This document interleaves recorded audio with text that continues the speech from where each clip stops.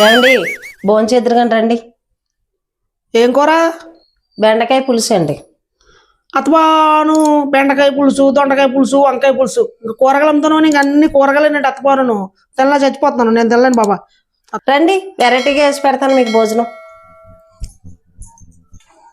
ఇదిగోండి వెరైటీ పచ్చడి, భోజనం తినేయచ్చు. ఏంటి వెరైటీ అంటే ఏదో వేసి పెడతావు అనుకుంటే పచ్చడేసి పెడతావా? నాకు వద్దులేమ్మ, నేను తినలేను. కానీ వెళ్ళి పక్కింటికి వెళ్ళి ఏదైనా కూర అడుగు పెట్టరా. వెరైటీయా? ఇప్పుడు వేసి పెడతాను. ఏ వెరైటీ చూస్తాను. పక్కింటికి వెళ్తామంటాడా? చెప్తాను. రాత్రి పప్పు ఉంది కదా, అది పట్టుకెళ్ళి పెడతాను పక్కింటి ఉందని చెప్పి. ఇదిగోండి పక్కింటి వాళ్ళు పప్పు వేసారు. ఇదిగోండి తెచ్చానులేండి. అబ్బా పప్పా? అబ్బా పప్పు అయితే చాలా బాగుంటది పక్కింటి వాళ్ళది. అబ్బా అబ్బా సూపర్ ఉంది. కూరలు చేయాలిగా పక్కింటి వాళ్ళని చూసి నేర్చుకోవాలి బాబు. ఏంటండి పప్పు అంత రుచిగా ఉందండి. అయినాను మీకు పక్కింటి కూరలు అంటే చాలా రుచి అండి. ఇది రాత్రి మన ఇంట్లో ఫ్రిడ్జ్ లో పెట్టిన పప్పు. అర్థమవుతుందా?